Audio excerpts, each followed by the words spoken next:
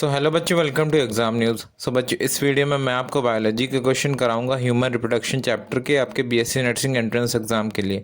So video में and तक बने रहें। सो बच्चों, जो आपका फर्स्ट क्वेश्चन है उसमें पूछ रहा है Leydig cell are found in, option है in liver, option B in testis, option C in kidney और ऑप्शन डी है आपका इन इंटेस्टाइन। मीन्स इसमें ये पूछ रहा है कि आपके लीडिंग सेल कहाँ पे पाए जाते हैं। एंड चलिए जान लेते हैं कि इसका करेक्ट आंसर क्या है। तो जिसका करेक्ट आंसर है वो है option number B, that is in testis. Means जो आपके लीडिंग सेल हैं वो टेस्टिस में पाए जाते हैं। एंड आपका नेक्स्ट क्वेश्चन है उसमें पूछ रहा है the release of eggs from the ovary of human female is called. Option A है आपका प्लांटेशन, ऑप्शन बी है आपका गैस्टेशन, ऑप्शन सी है आपका ओव्यूलेशन एंड ऑप्शन डी है आपका पार्चुरेशन। मीन्स इसमें ये पूछ रहा है कि ओवरी से एग निकलने की प्रोसेस को क्या कहते हैं ह्यूमन फीमेल में। एंड चलिए जान लेते हैं कि इसका करेक्ट आंसर क्या है।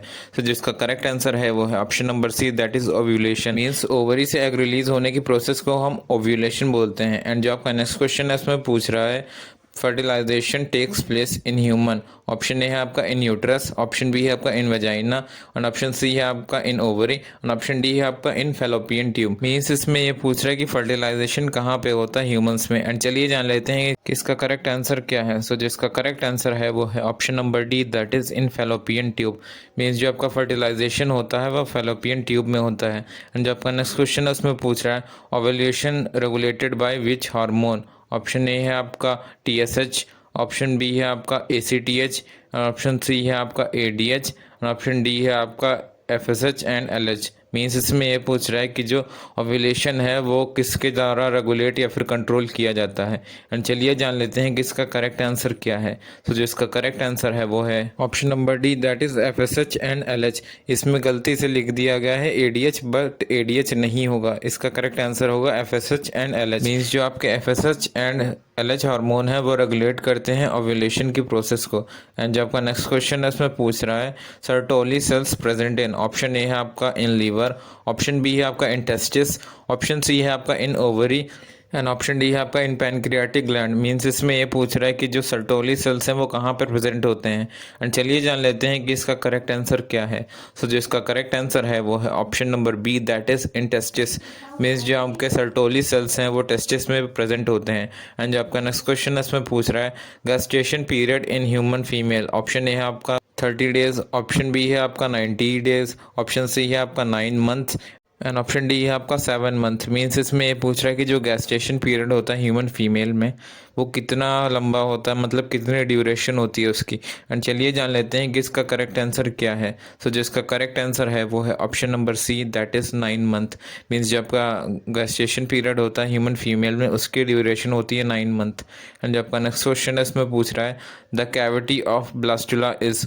ऑप्शन ए है आपका ब्लास्टोसील, ऑप्शन बी है आपका सिलोम, ऑप्शन सी है आपका आर्केंट्रन एंड ऑप्शन डी है आपका होमोसील। मीन्स इसमें ये पूछ रहा है कि जो ब्लास्टुला की कैविटी होती है उसको क्या बोलते हैं। एंड चलिए जान लेते हैं कि इसका करेक्ट आंसर क्या है। तो जिसका करेक्ट आंसर है वो है option number B, that is coelom. Means जो आपकी ब्लास्टुला की कैविटी होती है उसको सिलोम बोलते हैं।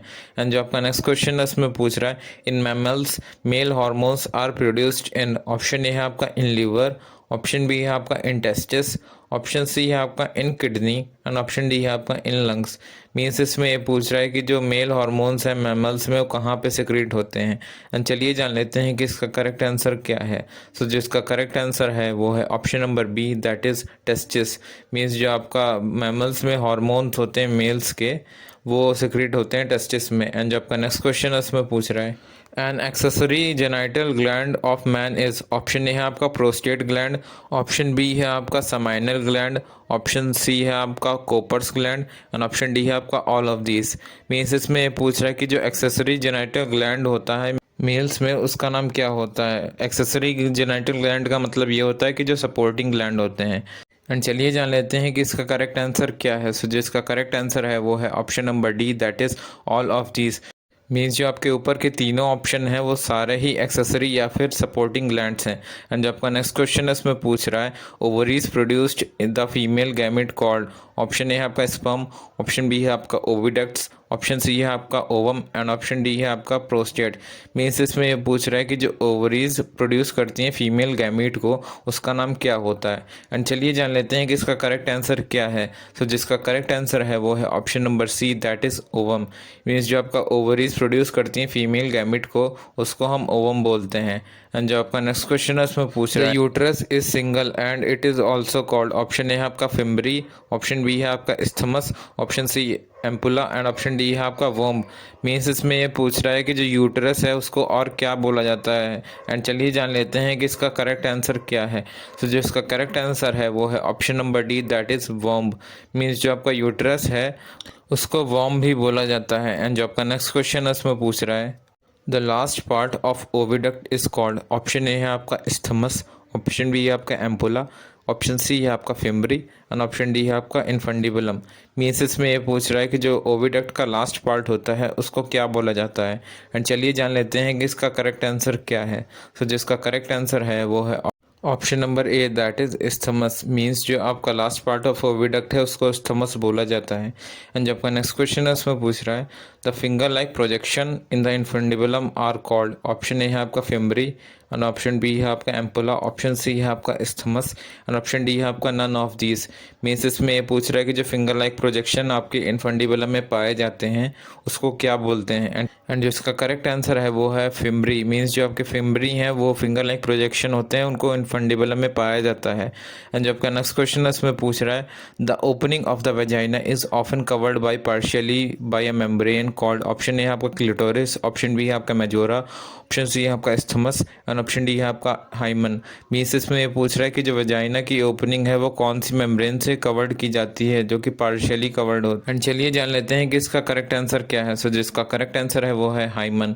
मीन्स जो वेजाइनल ओपनिंग होती है वो पार्शियली कवर्ड की जाती है हाइमन मेम्ब्रेन से। एंड जो आपका नेक्स्ट क्वेश्चन है उसमें पूछ रहा है the finger like structure which lies at the upper junction of the two labia minora above the urethral opening is called. Option A है आपका क्लिटोरिस, ऑप्शन बी है आपका मेजोरा एंड ऑप्शन सी है आपका mammary duct and option D है आपका hymen.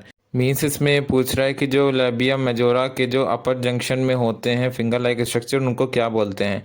And चलिए जान लेते हैं कि इसका करेक्ट आंसर क्या है।